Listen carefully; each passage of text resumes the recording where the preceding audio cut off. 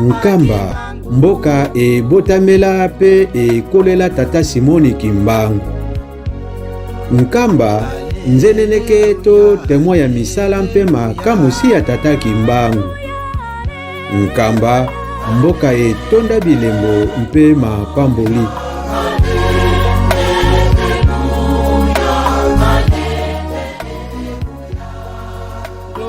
Soki okei omboka Nkamba, okomona batata, bamama, bilenge basi mpe mibali bazali kotimona mabele ya Nkamba mpo ete bamema yango obisika biuti bango. Mabele ya Nkamba ezali penza nini na kondima ya bakimbangisto? Bako salelaka mabele ya Nkamba lolenge boni. Ko salela mabele ya Nkamba endimami solo na Biblia. Tala mwa mituna pe misusu tokomeka kopesa biyano na bilili biye bizali kolanda.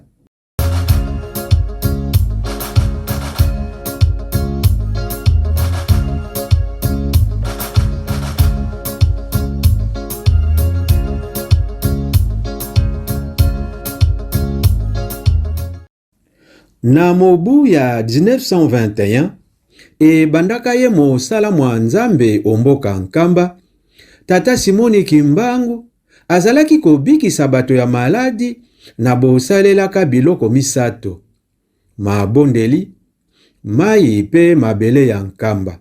Lokola ba juif toza pe na ba symbolisme na biso, ba symbole oyo ezokosala spiritualité na Nkamba.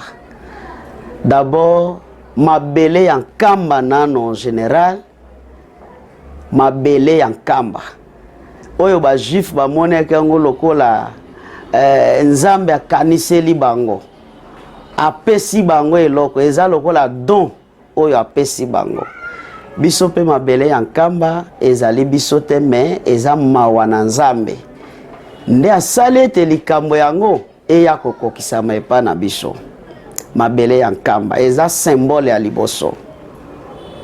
Mabele ya Nkamba, mai ya Nkamba, na makambo mosusu oyo bandimi bazali komona yango oyo nyonso ezali na kati ya Yerusalemi, ezali bénéfique mingi na kati na kondima na biso. Eza vraiment bénéfique makasi. Eza lokola contribution na kati na kondima na biso.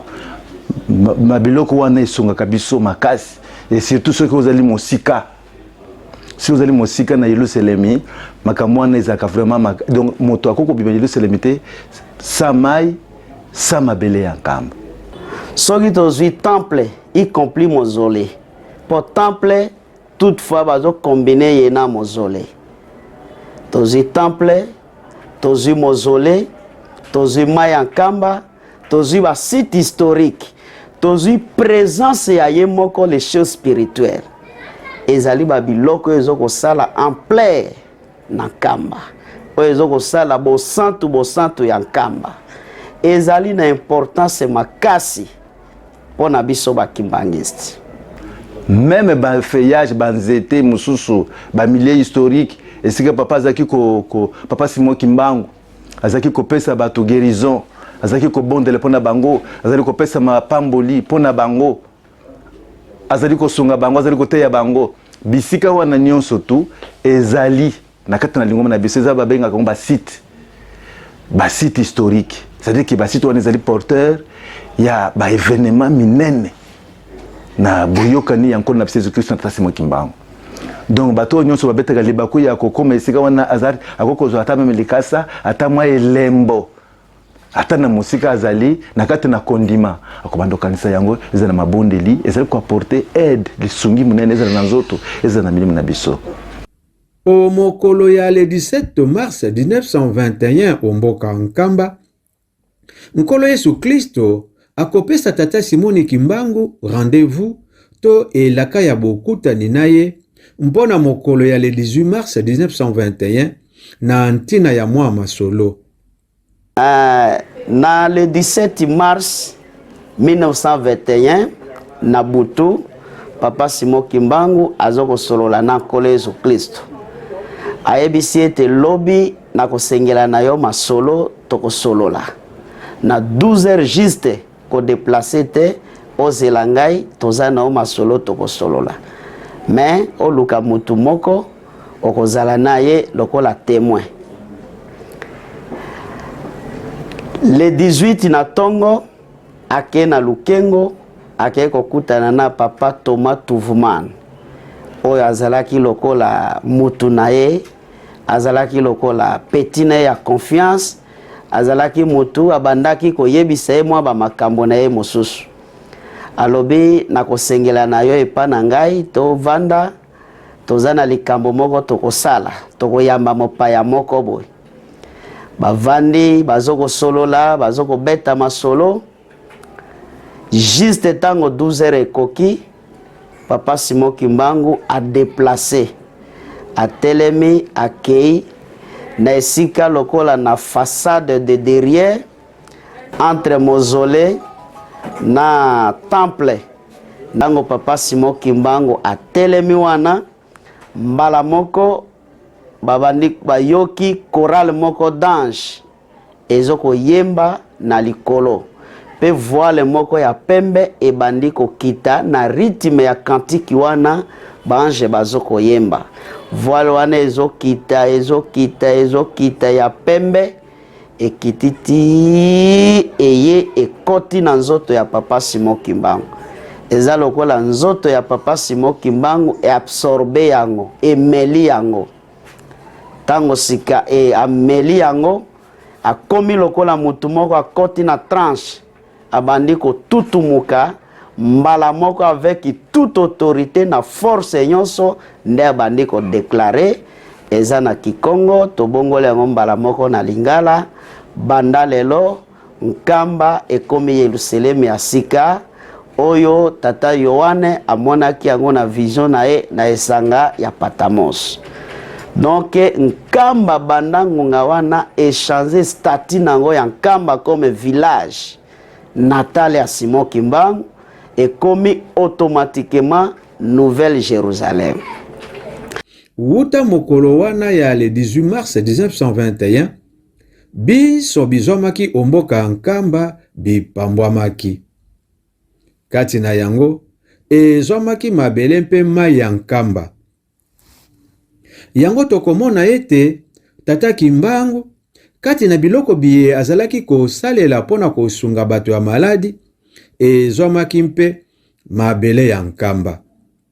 Ndakisa otango ye asalisaki mokufi miso na kombo ya tata Ngoma. Papa Simon Kimbangu na 1921 eza na aveugle moko pe de naissance kombo na ye papa Ngoma moto ya Lukengo. À quelques 15 minutes ya marche à pied pona okoma na Lukengo. Donc 15 minutes outa nkamba kokoma Lukengo. Ezalaki na aveugle moko komo na papa Ngoma. Tango ayoki sango ya papa Simon Kimbangu yepe atelemi na Lukengo akeko luka guérison. Tango akomi pa na papa Simon Kimbangu atune lobi olingi nini? Alobi na lingi na mona kate na ye pa na yo kozwa lobiko sunga ngai salisa ngai. Papa Simon Kimbangu abikisaka bato ebele na mabondeli, abikisaka bato ebele mabondeli kaka par imposition de main tout consort bato bazobika. Mais cette fois là asaleli mabele ya kamba. Abwaki soy na mabele kaka ndenge kolo Yesu Kristo asalaki.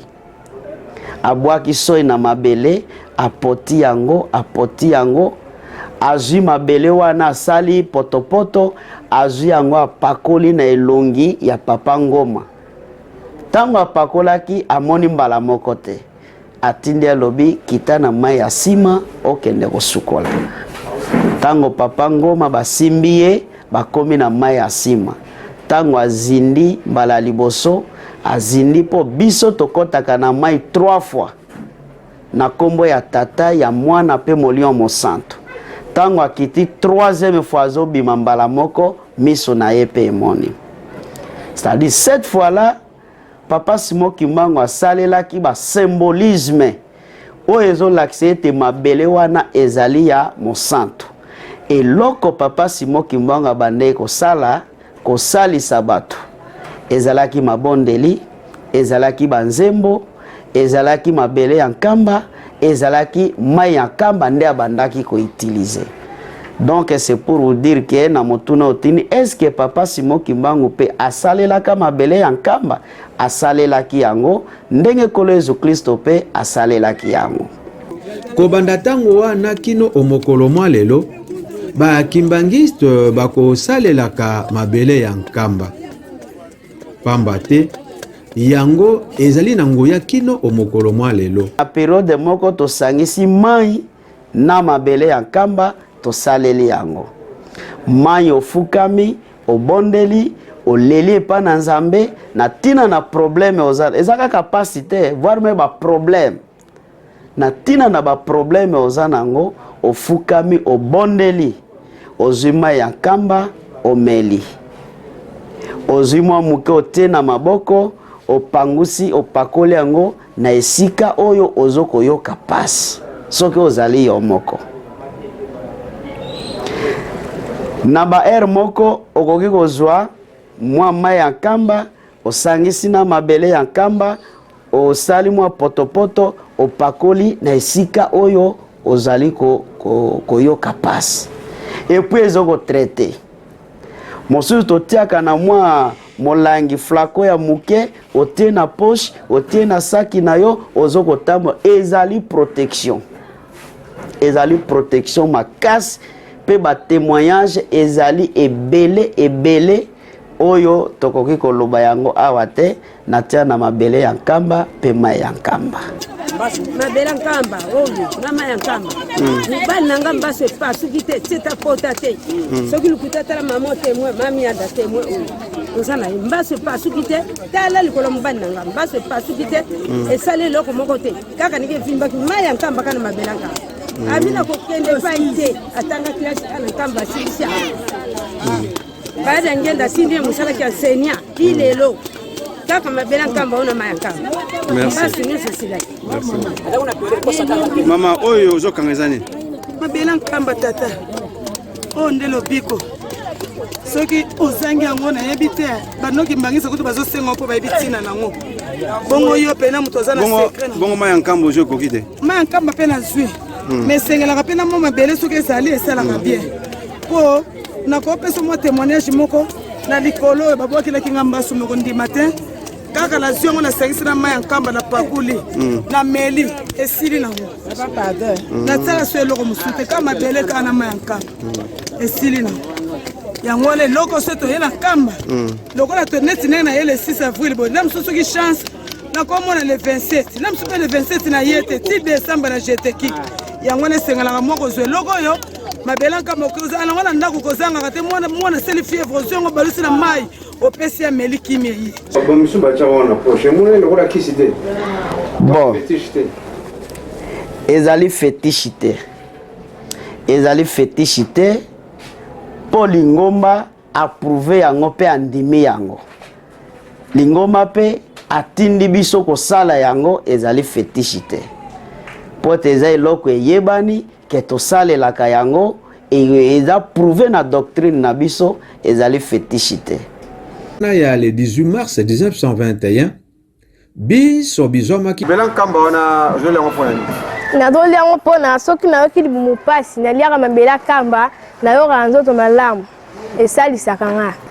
Bongo siko ntango oliaka mabele ya nkamba libumu eswaka te? Eswaka te nasantira pa bien donc yango moto ebikisaka ngai. Noki mbangisa sengi yango kopesa ye? Noki mbangisa soki asengi nga fo napesa ye parce que Papa Simon Kimbangu aza kaka mpona biso bakimbangisa te aza mpona biso nyonso mokili mobimba loba yo nde ozwa yango okende kosalela yango na nzela mabe kasi soki na kosalela yango na nzela ndenge Papa Simon Kimbangu alakisaki biso lifo kopesa mpo moninga azwa kobiko eza bongo.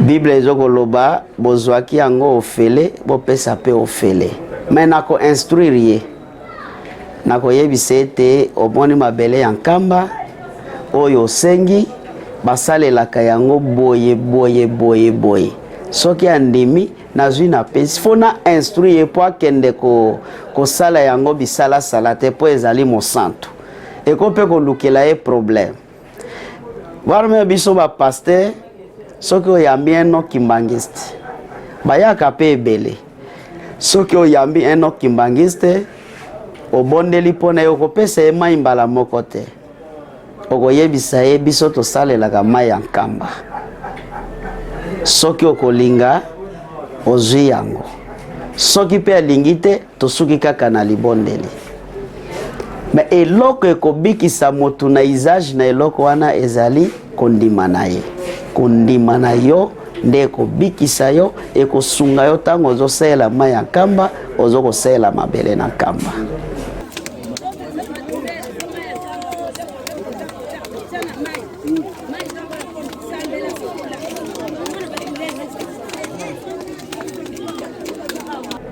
Mai ya nkamba mabele ya nkamba wana ezalaka mpe etumba mpona biso so toza ya kobongama te ntango ozokosalela yango ozokotambolaka nango mpe na poshe oyeba masolo nini ozokosola oyeba esika nini yo okovanda oyeba makambo nini yo okosala mpo ozali na bonzambe na kati na yo.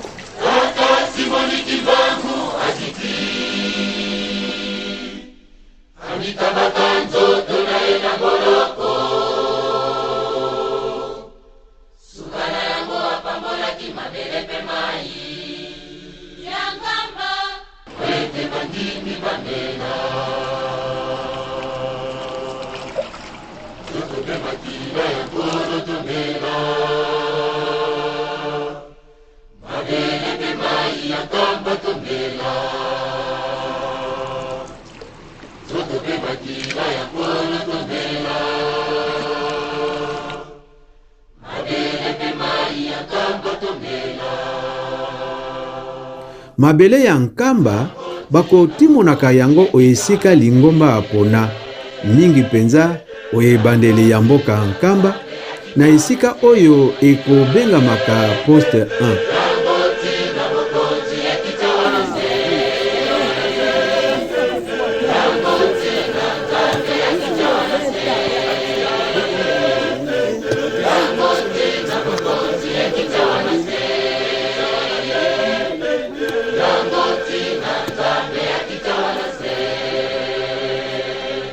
Sima ya bango kotimola mabele ya nkamba pona komema yango esika euti bango, ba kimbangiste bakotiaka yango na basak to lisusu bakobongisaka yango na baboule.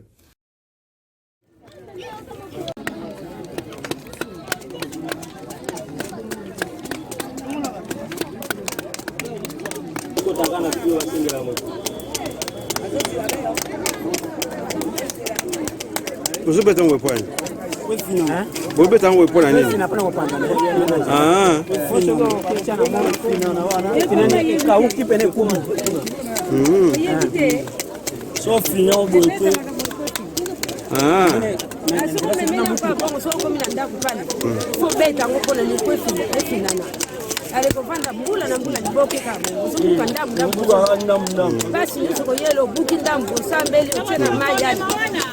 Qui est Papa Simon Kimbangu?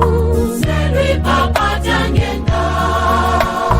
Qui est Papa Kimbangu Kiangandi? C'est lui Papa Tiangenda. Qui est Papa Tiangenda Kuntimba? C'est lui Dieu le Saint-Esprit. Il est omnipotent, omniprésent et l'omniscient. Il est omnipotent, omniprésent et l'omniscient. C'est lui l'Éternel. C'est lui l'Éternel. Alpha et l'Oméga. Alpha et l'Oméga. Maître du ciel et du monde entier. C'est lui l'Éternel. C'est lui l'Éternel. Alpha et l'Oméga. Alpha et l'Oméga. Son siège est dans la nouvelle Jérusalem. Le Saint-Esprit va bientôt diriger le monde vers droiture, le savez-vous?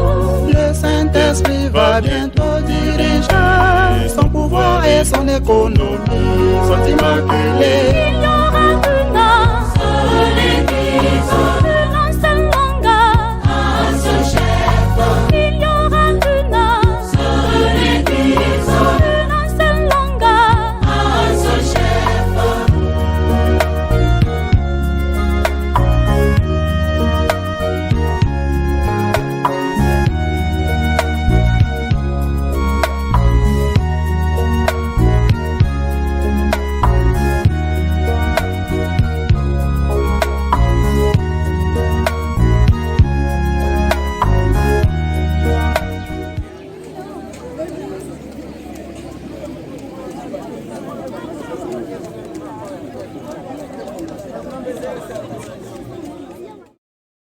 Obomonaka ete bakimbangiste bakosalelaka mabele ya nkamba, baklisto basusu bakomitunaka boye. Awa bakimbangiste bakosalelaka mabele ya nkamba, ezaleli wana endima misolo na Biblia?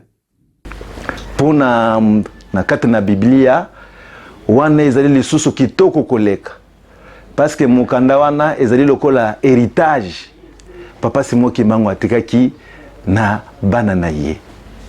Tangu ye azali kokende batuni ke tata okomi kokende okotikela biso nini.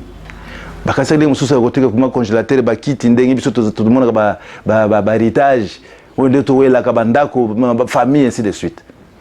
Na tikele bino beaucoup na nzambe lelo bana nzambe. Oyo nyonso tu bozana ngomposa mituna bozali na yango ba problème bozali na yango bokene na kati bofongola yango bokosa solution kuna.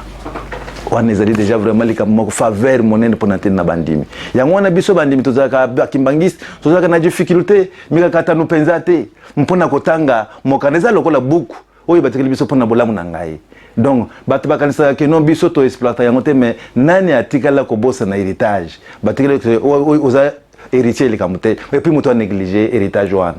Donc bato babamba biso makambo o bayebi Biblia te ne so neza provocation parce que mukanda wana ezali ya biso.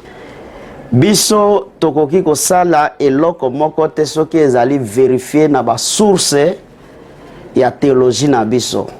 Pote esika to epuizaka, esika to zwaka makanisi nde yangwana. Ezala na Bible, ezala na tradition kimbangiste, ezala na ba magister maloba ya ba papa nde esika to epuizaka. Soki okei kotanga na 2 rois mokanda ya bakonzi ya mibale chapitre 5. Ok, même dans le Nouveau Testament otanga na Luka chapitre 4 verset 17 au commande importance na signification ya mabele. Na mokanda ya mibale ya bakonzi mokapo ya mitano kuna totangi ete mokonzi ya basoda ya Suria na kombo ya Namani na bolandaka toli ya mosali na ye akendaki na Yerusalemi mpona koluka lobiko na mpasi ya maladi azalaki na yango. O sima ya ye kozinda mbala sambo na mai ye azwaki lobiko ezongaki ye na mboka na ye. Tata Namani amemaki mabele ya Yerusalemi. Importance capitale pour na mabele ya memaki mabele alobi ete mabele oyo na kati na mabele oyo nzambe la kisingo ya na ye nzambe oyo la kisingo ya na mabele oyo akomi nzambe na ngai bisika nyonso tu azali kokende akomi ko invoquer nzambe ya Israël éternel. No yango na moni biso bakimbangisi idem lolenge moko. Papa Simon Kimbangu soki to bandi nano na nkolo Yesu Kristo. Nkolo Yesu Kristo soki otangi na mokanda na Jean chapitre 9 na verset 1 tiko kita na se. Bamoni mwana mobali moko azoko leka basimbe maboko azoleka azali aveugle de naissance. Baye koli batuni Nkolo Yesu Kristo balobi kolo eske mwana mobali oyo ezali lisumu ya baboti na ye nde komisi ye boye to ezali lisumu na ye moko. Nkolo Yesu Kristo alobi te ezani masumu ya baboti na ye, ezani masumu na ye moko. Menzambe asali bongo pote mosala na nguya na bonzambe emona na epa na ye. Soki otangi resi wana malamu, mutu wana lukaki kolo Yesu Kristo te, me kolo Yesu Kristo abengi ye. Tango aye abandi kosolola na ye, mutu wana alobi nasengeli na bika. Ye mutu abengaki ye alobi olingi nini? Abi nalingi na bika. Et c'était le sabbat, ezalaki mokolo dimanche. Tango alobi nalingi na bika, kolo Yesu Kristo a craché na mabele, abwaki penza soy, apoti yango na musapi na ye, asali potopoto, azwi yango apangwisi na miso ya aveugle wana, mabele ya Jerusalem. Azwi apoti yango asali na soy na ye, apangwisi yango na elongi nyonso na misu na ye, ayebisi ekende na mai ya Siloé kosukola. Mai wana ezalaki na côté ya sud, il faut descendre, il faut quitter. Aveugle wana na bapene nyonso wana na potopoto na elongi akititi na mai ya Siloé. Tango asukoli elongi na ye, mbala moko abandi komona.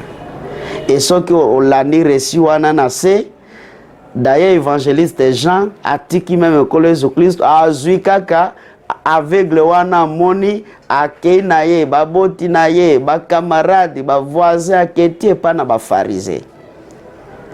Eloko tokoko zwa kuna nini? Kolo Yesu Kristo asalelaki soyi na ye na mabele, apoti yango atie na miso ya mutu wana pe atindi ye na mai kokende kosukola. Donc fondement biblique ezali. E monani penza polele ete na bosalelaka mabele ya nkamba, bakimbangiste babungi nzela te na kondima na bango.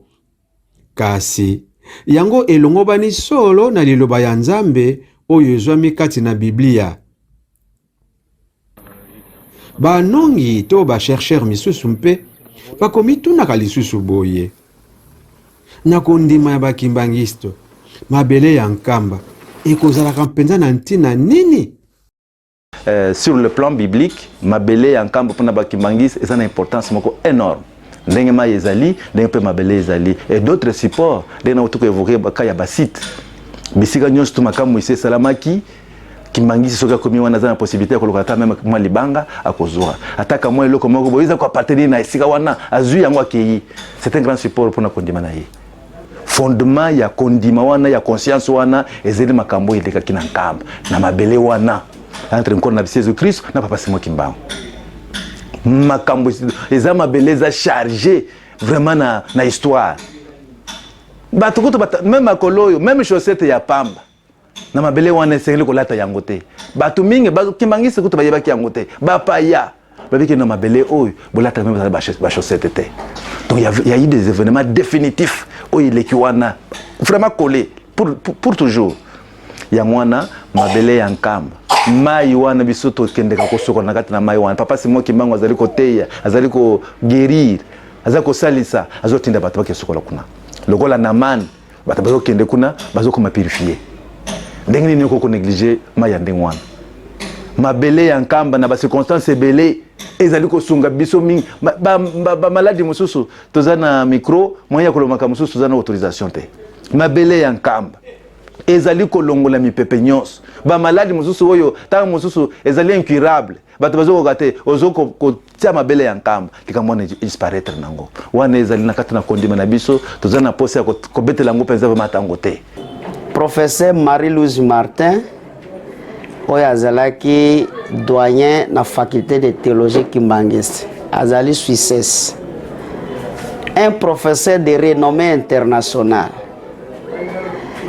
Ayaki epa na biso kaka mbala moko akomi doyen ya faculté te. Bazalaki bato batinde bango pona enquête kotala est-ce que likambo ezoleka au sein ya l'église Kimbangiste ezali ya solo to ezali ndengeni? Est-ce que ezali penza christianisme to to ezali ba secte.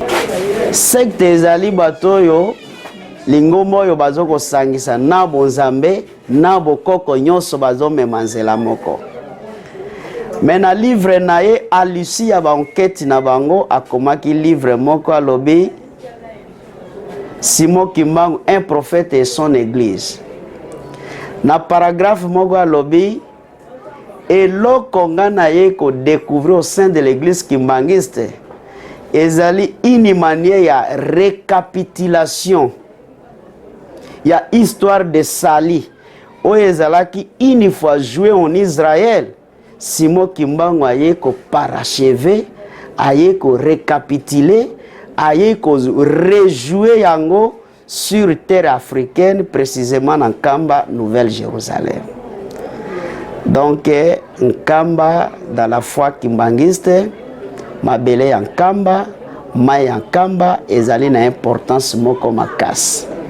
To sale la kayango, pona ba problème, pona ba pasi tozanango, pezo ko sunga biso na makambo ebele.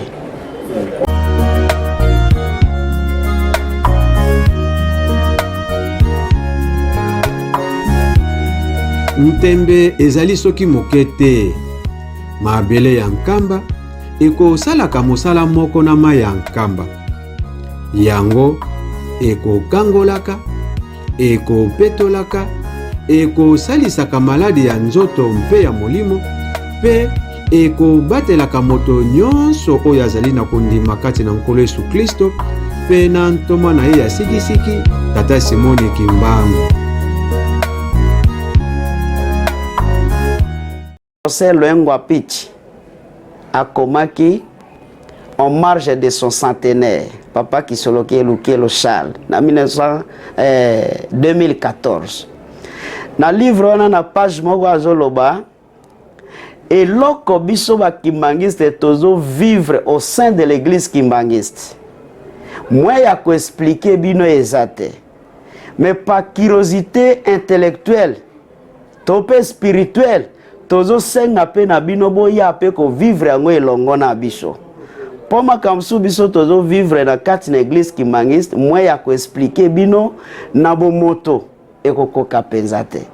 C'est-à-dire oyo tozo komona ba guérison, ba miracle, ba makambo ezo ko sale ma partie ma bele ya nkamba, ba mai ya nkamba, moi to expliquer bino yango ezalité.